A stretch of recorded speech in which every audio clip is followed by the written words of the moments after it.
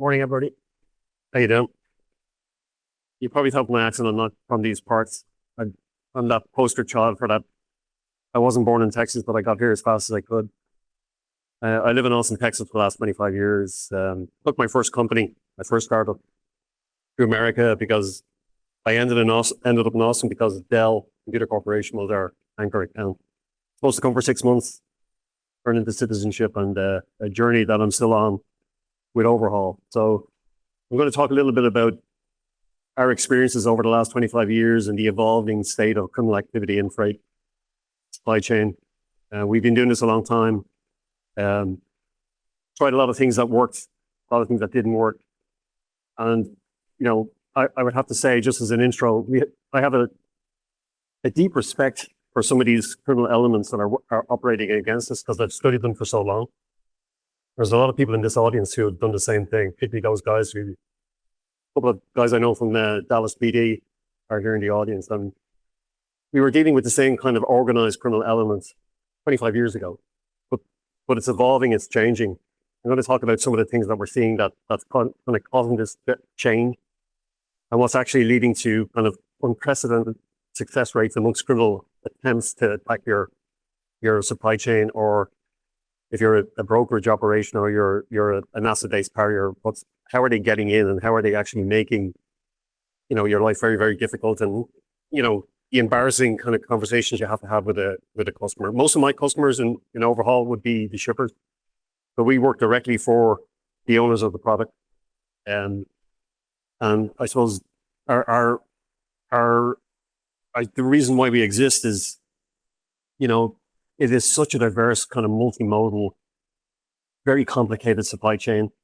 There's so many gaps, so many times during the actual movement of the product where it sits, it's vulnerable, people have access to it. Understanding that risk dynamic and kind of putting it together. I like it. Our platform is designed to actually take all of these data streams that exist out there. Could be existing technology stacks that are inside your carrier, your fleet today, adding IoT where there's gaps, using the IoT information as kind of the cleanest, purest type of information that you can get from a supply chain. Roughly, we estimate about $1.4 trillion in cargo value is in our platform at any one time. And if you're an insurance professional, how you measure your ability to resist damage or theft is what they call loss ratio, which is basically the amount of money you pay for premium versus the amount of claims you pay out on loss.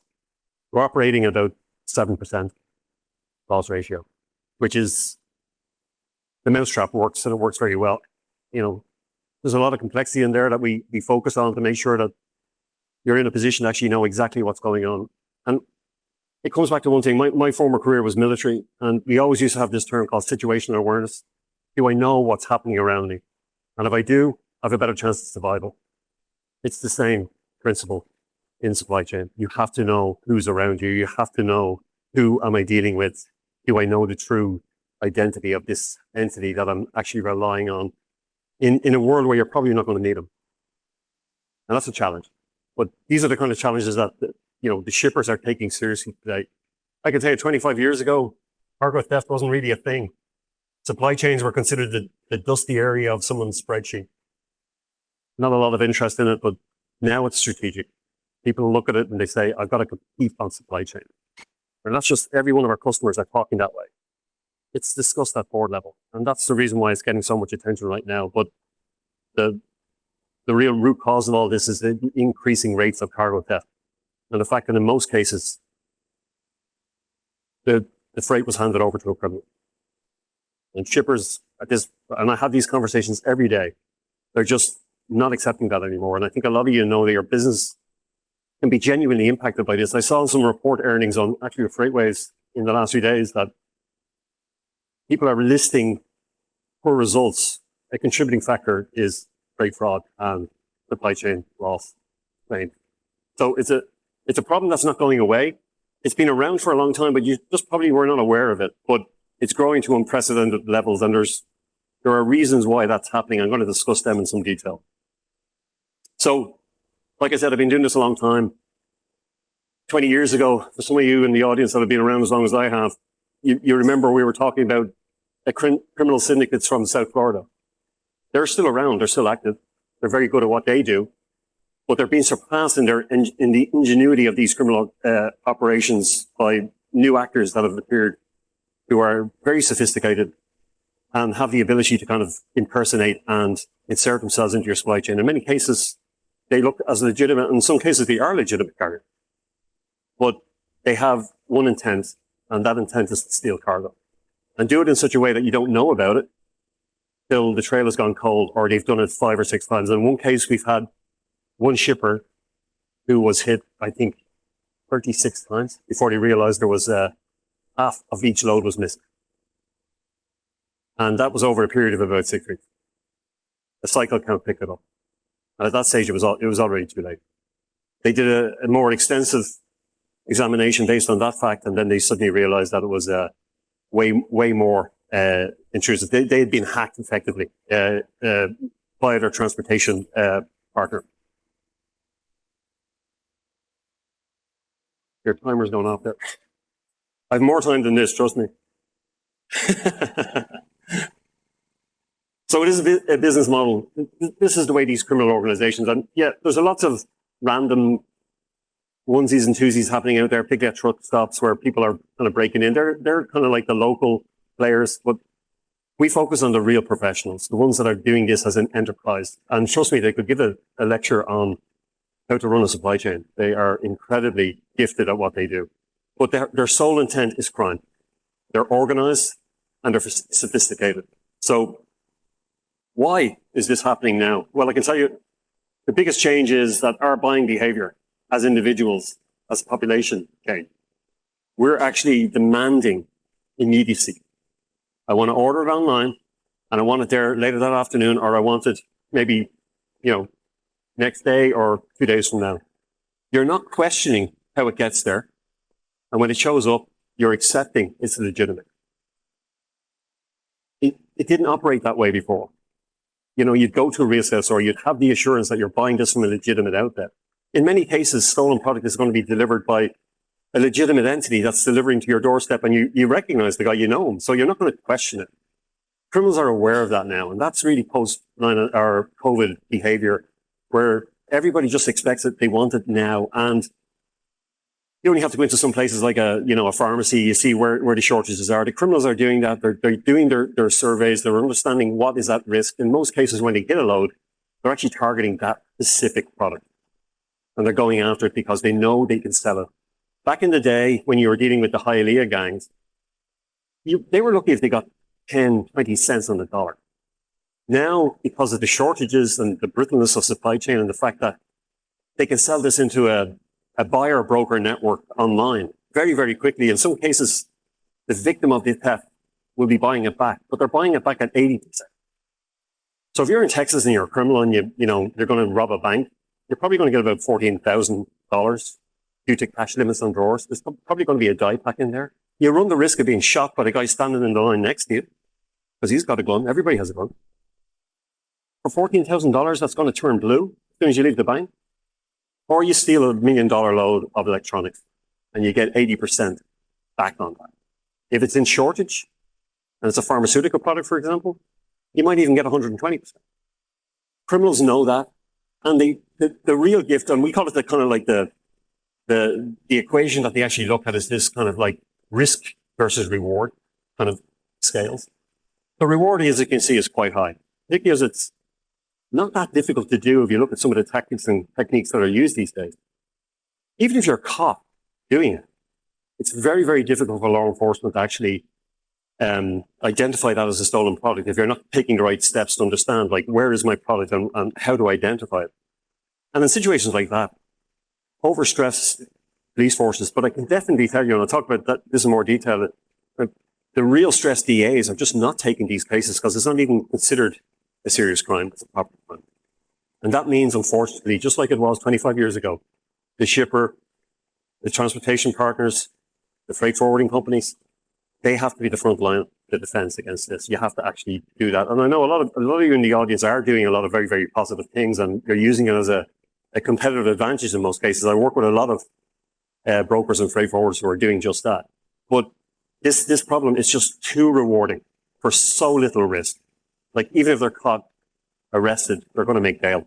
they're going to be out doing it the next day. And these guys don't really care about the fact that there's going to be a warrant out for an arrest because they didn't show up. That's just par for the course. They're going to be in and out.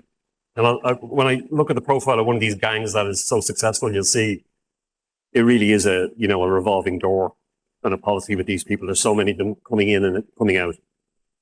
But again, you have to remember it's our behavior that's driving this demand.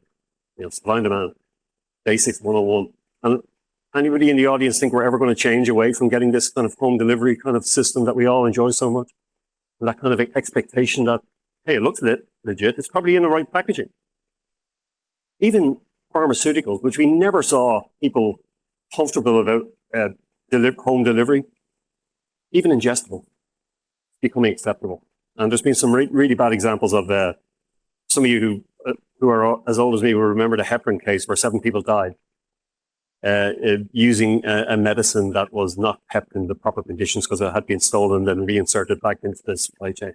That's the real risk that you're facing. And the owners of these products, the pharmaceutical industry, are taking this very, very seriously. So they're willing to invest and to do as much as can be humanly possible, but around successful programs that they know will work and they'll be able to return on that investment.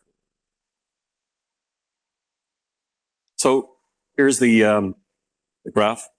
I asked President Trump to draw the red line with one of his Sharpie crayons. If you want to, he was kind enough he's a busy guy, but he actually he helped me out there. But when you see a hockey stick like this, it's not good.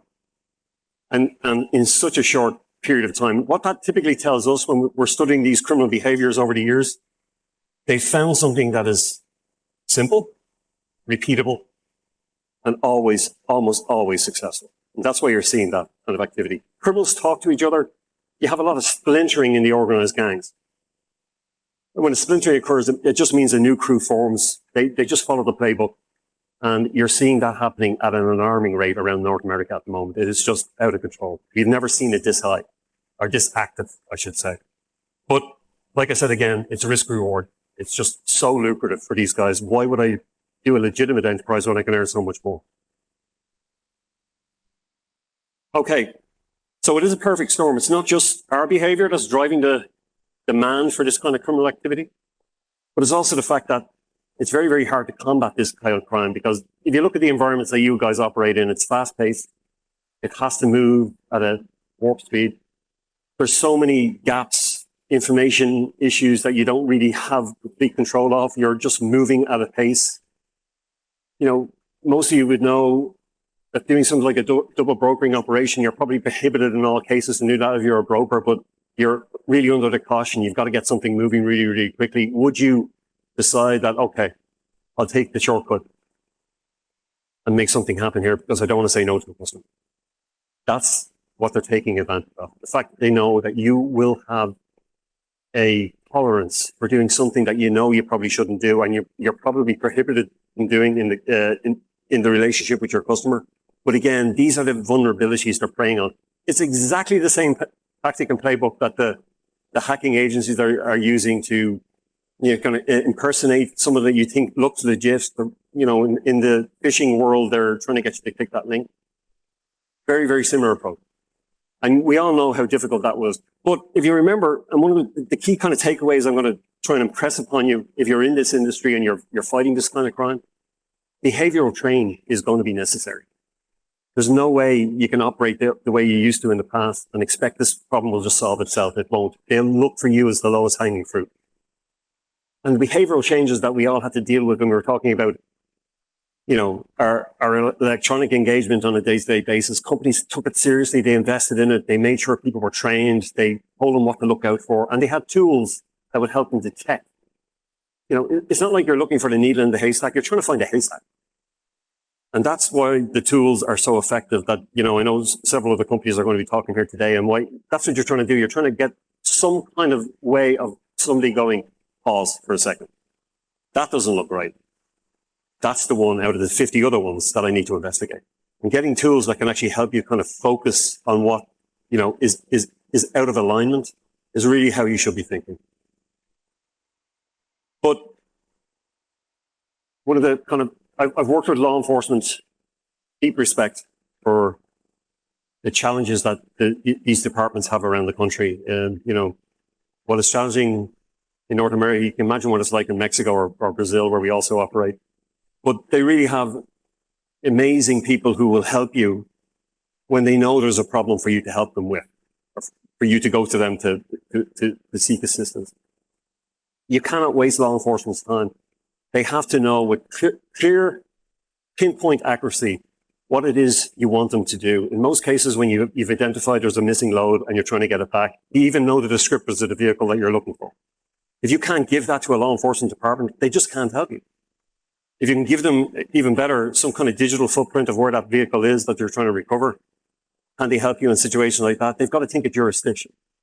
Criminals are playing on the jurisdictional issue as well. Like, the one agency that has the power to go across jurisdiction without permission is, of course, the FBI.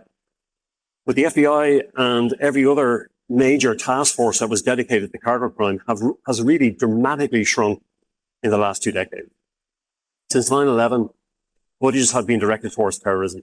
Some of that is starting to come back. We saw the Senate Committee on the Hill 2 weeks ago under Senator Cruz try to get some activity going again and investment going into the law enforcement circles. When these task forces were operating at their best momentum, particularly ones like the one in Miami, the Tomcats, it really did hurt the organized criminal elements. They really did start to put some of them away, but that's just not happening anymore. It's just so hard to actually pin these people down because you're not really sure if a crime is being committed in most cases. And when you do confirm it, it's already stale. It's gone. You're not going to get it back. And they're going to say, look, contact your insurance agent. And that's what most people receive, that kind of, like, it's their problem. Is this even really a crime? And that kind of, you remember there was a thing going on a couple of years ago about defund the police? They're under attack. Limited resources. And so, if you're in the shipper community, you're running a brokerage, successful companies, we really need to lean in and help law enforcement. My company sponsors getting the officers to events like this or like PAPA, PCSC, where actually you can educate these guys around the problem. They can start communicating, collaborating, they build networks, and then next thing you know, you have a more effective law enforcement response. So it's really on us as an industry to help them as much as we can. And most importantly, when you're dealing with cargo theft, you've got to report it. We do know that for every one theft that's reported, probably somewhere around 6 to 7 that are not. You've already suffered the bad effect of losing this. You don't want the embarrassment, so you're not going to say anything out. And that's a problem because without your ability to track where the problem really is, you're really tying one hand behind your back. So that kind of collaboration and communication, support law enforcement. They need our help, and any way we can help them is going to benefit the industry as a whole. So where is fraud today? Like I said to you, it's out of the playbook of the phishing, the hacking guys. They're doing the exact same thing. They're looking at the vulnerabilities, and I get enough information that makes it look legit when I turn up to pick up that load. There's so much information flowing out there that you don't really know what it is you're trying to protect. But it's not a very sophisticated MO. They use sophisticated means to get the information, but you have to take the steps to do everything you can to restrict this critical piece of data. But more importantly, it's not where it is today, it's where it's going. And I can tell you, all of us as businesses are probably really excited about the impact AI is having on our operation. I'm ecstatic. I've got a platform that's built around rules-based engine that can actually, the customer can say, this is what I want monitored. This is the compliance I want to see in my global supply chain.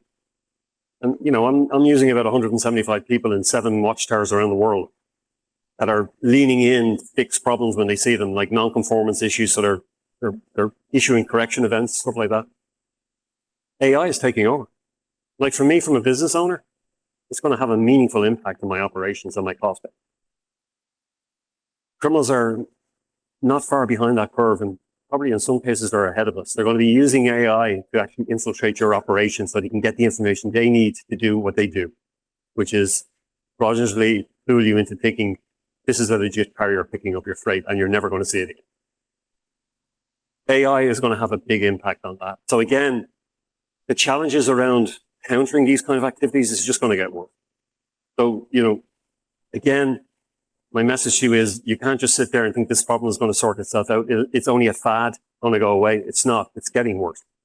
And it's going to get a lot worse. I think our hockey stick chart is actually showing us that's the case.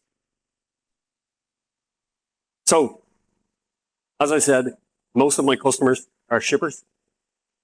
You know, big global brands that we're all familiar with that operate in. They might manufacture overseas. It's not unusual for us to be dealing with a CM in China or Vietnam, where it's going by road to a port. The port might be 5 weeks to a canal barge in the Rhine, going into Germany, going by road again to a final destination and then distribution at last mile. So the shippers, as they look at their quantum and the fact that they have to manage such a large amount of different service providers, for them, one of the reasons this is becoming strategic is the true cost is a lot more than the actual dollar cost. Most of the conversations I'm having with my buyer is that, you know, I might have this insured, but getting the check and the monetary return is not the issue. My problem is I can't replace this product. Brittle supply chains, shortages of material leads to actually strategic crises within these brands, and they're actually worried about market share. If you're a cell phone manufacturer and you don't get that cell phone into the high street, but your competitor does, one of my customers has told me that we're probably losing that buyer. Remember, they make money through interactions, through the ongoing relationships digitally with that portal we all carry and we call smartphone. They've lost them for about 20 years. They have this mapped and studied. They know that to them, if I lose 300,000 cell phones in that load, I'm worried about market share. It's strategic, and that's why it's at board level. So the investments are being made, but they're holding now, they're pushing a lot of this onto the actual broker, the freight forwarder, the carrier. They expect to see cooperation, I think is the nicest way of putting it. They might pay for a service like mine, but they really need your cooperation. And I can't tell you how many times I've actually been around conversations where I'm literally dragged into the room and the broker, the carriers are kicking and screaming, saying, we've already got this, we do that. And they say, no, well, this is compliance monitoring. I want to know when somebody is not doing what they should do because it's important to me and I'm trying to do my part in all this. Within 2 or 3 weeks, you get the phone call from the provider saying, hey, look, this is a fantastic information that you're sharing with me. Like, it's making me better. Like, where do you get it from? And in most cases, I have to say, from your system. We're just making it relevant and real in real time, so you can actually know when something is wrong. But if you cooperate with me and you receive this data point that I'm going to give to you because you're part of the team, and you do something about that, you're already building a defense network that's going to make your supply chain and your involvement in that supply chain much more resilient. And that's what works. It's that collaboration and cooperation, information share. We have to get out of the silo mentality of, oh God, I can't tell him I've just messed up here. There might have been a double brokering operation that occurred in your network that you found out about. That should be shared with everyone. No, how did that happen? How do we stop it happening again? And it's that kind of mindset of data share, and we're all in this together, is really the solid foundation you need to actually be defended against this type of activity. But the costs are real. And like I said to you, it's not necessarily the cost of the dollar, it's the cost of my ability to actually service my customer. And that means that it's strategic. They're going to be involved and they're going to push or they're going to change you out if they don't see you're cooperating, collaborating with their program. So, the Khalistan crime ring. Hands up. Who's heard of the Khalistan crime ring? There's no hands up. All right. You're getting a prize later on. Meet me at the table back there. It's the most organized and most efficient gang operating in the strategic cargo theft area. Okay. Profile of this gang is very similar to the one we would have seen out of Hialeah 20 years ago. Very similar. They came in through immigration means, family crews that were developed into friend networks that grow, suddenly realized this is very lucrative and there's very little downside. We know we're also pretty tech enabled. We're very savvy about how we do this thing. So it starts to spread. And, what did they say? Dillinger used to say, why do you rob banks? It's where the cash is. Like, they're focusing on the areas that they can research online and find out where the profit is they want to target. And they're putting in most cases, legitimate operations that have a valid, DOT number. They've got a different crew as part or cell as part of their crew that does nothing but goes around the country trying to pick up POL or DOT numbers, establish new ones to make them look like legitimate businesses. In some cases, they would acquire struggling businesses. They're even sending out invoices for the freight services that they provide. They're generating revenue.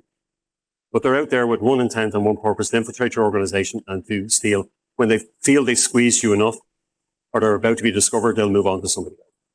And they'll come in again with the same MO and the same tactic. So I'm not saying it's easy here. It's very difficult to actually spot these guys. But there are techniques, there are tactics you can use to actually defeat these gangs. But the fact that they talk so much, particularly in social media, other organizations are realizing how lucrative this is. And the fact that our behavior is not going to change, so it's just going to grow. And they're coming in an organized fashion. So it's not going to change. These people are making a lot of money and they're enjoying it. And as I said, if they're caught or they're some way busted or they get lazy and they slip up, I'll just get better. I'll learn from it and I'll do it again the next day. Here's an operation we ran in.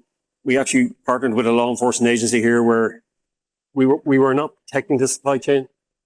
It came to us after a major theft that occurred, multi-million-dollar. It was cell phones. It was California.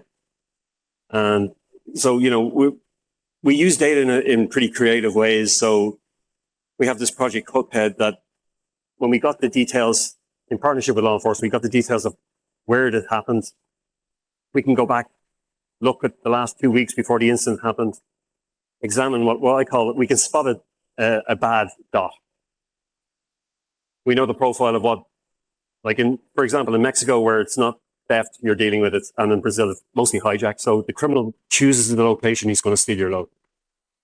We can look around the movement of the shipment as it's traveling to its destination, and we can spot nefarious dots operating in a surveillance mode. So we know what a bad dot looks like. It's basically what I'm saying. So we knew that this was part of this cartel, the things. And we were able to track them back over the period of time to where that dot acted in a very strange location. Why did it always constantly go back to this location over the last 2 weeks? We were able to kind of put some equipment in there as from the point of view of fresh stolen freight. We can sniff a Wi-Fi. That's the problem you get with GPS IoT technology. It tends to bounce based on the environment it's in. It's hard to really get a pinpoint. But when you can sniff a Wi-Fi, or you can sniff some other kind of device that's in the area, you're able to get a warrant on that, so the cops can actually go in and actually search the premises. And in this case, it was a great example of how data can be used to effectively kind of respond to these gangs. But we got a few guys arrested. The crew was about 5, but as I said to you, they were back out again doing it in a matter of hours. So, but it just goes to show you that how data can be used in your defense. It really requires us to kind of step up our game. I call it the arms race with the criminal. I'll give it. We launched this. IoT devices. We move in our network each week probably about 15,000 IoT devices that go into various different nodes around the globe. And we always had this problem that we want to know when a door open event happens. We know where a door should open, the container door or a full truckload. But light sensors are not reliable because of equipment moving around. Light might get inside and it's going to actually give us a false positive. So we developed with a partner in the industry a smart seal, a Bluetooth seal that can be put on the door and would talk to the device that's hidden inside the load. And in the event that a door is open and we know it's not there, we have a firm unauthorized access to that load. So we're actually responding immediately with law enforcement to get that load recovered and back into the supply chain legitimately. But we did this thing with CHP, and they filmed the things examining this new tactic that we've just launched. It's on video. I wouldn't show it to you because it's 5 hours long.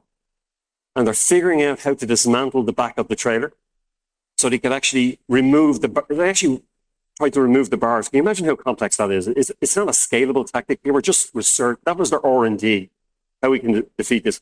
They figured out the quickest way of doing it, saw through the bar. I don't care if I damage this equipment, I'm gone. And you just pull the seal out, it's still intact. So they had figured out a way to bypass that. So the arms race, they're constantly looking at what you're doing. You have to try and do the same thing and stay ahead of them. And that means very, very strong and very, very rigid, constantly audited self-procedures, on how you're actually handling your processes, and make sure there isn't any gaps that you can exploit like that. Because if they're there, they'll find them. Like I said, good example. I like to show the kind of eye candy thing of when you actually win against these bad guys, but we pride ourselves on our ability to actually be quiet, and you never know we're there because our solution is about avoid. We don't want you to have an event happen in the first place. We get a lot of credit because we publicize an alert within the first hour of an event. We're roughly around 99% recovery rate on that. But we consider recovery as failure, even though they get a lot of kind of publicity, and it's kind of like the really kind of sexy stuff that happens that people are interested in, they'll read on LinkedIn. But for us, every recovery should never have happened in the first place. It's about avoidance. It's about good use of data and getting the trigger events early. And once you get those trigger events, you'll almost always win against these guys. I always a bit nervous when I bring up this topic, especially when I'm dealing with a lot of brokers, and it's the number one topic we talk with our shipper customers about. They all say, well, we don't permit it, but we all know in the rapidly moving supply chain world that you have to deal in, you have to live in, stuff like this happens. You're not happy about it, but you have to manage your network, and if a customer needs something, you're going to find a way to give it to them. But really, these are the kind of seams, the leaks and the seals that the criminals are using to get inside your network and make that happen. You have to have mechanisms in place to make sure that when somebody arrives at that dock, pick up that load, you know who they are, and they're who they should be. You can do that. And that sounds, in most cases, when you're thinking of how you run your operation, difficult. That's the only defense you're going to have against these guys. You have to do. You can do all the background checks. And they're important, folks. Don't get me wrong. It's really, really important to know your customer or know your service provider. But you have to validate all of that is at the points it's working and it's as it should be before that load is released. And that's where you really, really need to focus, because that's where you can have the impact. That's important that you actually focus on that area, because it is your biggest area of vulnerability. So I'm going to wrap up by just giving you some of the benefits of my experience. So this is not new. We've been doing this for a long time. As I said, it's criminal elements have been operating against supply chains for decades. It's just getting more sophisticated, a lot more clever, and things you have to focus on, as I said, is your carrier validation, your onboarding process. Really, really critical. You have to really focus on that. You have to figure out the two-factor. That's one of the greatest tactics that works against hacking organizations. So that two-factor authentication at dock when a pickup is occurring is critical. And your number one defense against this kind of activity. Risk scoring, we in our data lake, over the past 20 years, we've gathered about 7 billion risk events that are directly related to supply chain theft. We have this data lake, and where we run models, it's called our Atlas program, where we can actually see where the thefts will occur. And we use it when we're actually monitoring through in-transit activity, a load that's moving into an area that we know we call it red zone monitoring. We know that this is where it's likely to go missing. And if an event is likely to happen, here's what it looks like. And our technology, our platform is looking at that, and it's surfacing it to a watch officer who's actually acting on it. So we're super sensitive when we hit one of these zones versus the 80% of the other activity that we're just monitoring in a general basis. So understanding from a risk scoring what's going on is also pretty critical, because you might be a victim and it's hit you for the first time, but I guarantee you 5 to 10 of your colleagues had that same experience, and it might have been over a short period of 10 weeks. Imagine if you hadn't known that. and you had to be forewarned that this is a place that I probably need to spend time focused on. Prevention. It's always better than cure. We know that. As I say, what kind of practices will you tolerate in your operation? If you do have to bend it sometimes, maybe that's the time you take the extra precaution because you're exposing yourself to that vulnerability. And most importantly, we all know that the sophistication around BOL manipulation is a real issue. There are products out there that will make that an impossibility in your operation. We call it the immutable BOL. We have to keep some of this stuff as confidential as we can. It's given directly to our customers because it's one of the tools we deploy to actually stop somebody changing BOL at that delivery point. It looks like everything's legit. Half the load is missing. We don't know it. But having that kind of technique inside now, we don't shout about it. We don't publicize it too much because it's important that we keep it as kind of close hold as we can until people start copying it or something like that, and then it's out there. We have to be thinking of the next defense against their activity, the arms race. But immutable BOL is a absolute requirement here because of its success, particularly with the likes of the electronic revolution that's hit the digitalization of supply chain, and you can get an eBOL. Some of the sync cartel will be inside their cabs when they're pulling these loads off a load board, and they're already adjusting and changing through Adobe Mobile on their phone in eBOL. That's going to make everything look legit. They're the kind of things you have to start thinking about. How do I counter that? But I do understand that solutions have to work at scale. And that's hard. I know it's hard for people, but I want to finish on this last point that I made previously. You just have to realize that shippers looking down on everybody, hitting everybody with a big stick because they don't want their freight being given to criminals. All of us share that desire. You want to see a legit transaction occur. You want to get paid. You want to move on. You want to grow your relationship with that customer. But behaviors, change of tactics, particularly as it relates to when the pickup is occurring, you just have to get over the fact that things have got. If it goes on the same way, they're just going to take more advantage of that vulnerability. Focus on that point, because that point is one of the most important ones that you have to deal with. Thank you. Really appreciate it. I'm around. I'm at the back there if you want to talk to me later on. Thank you for your time.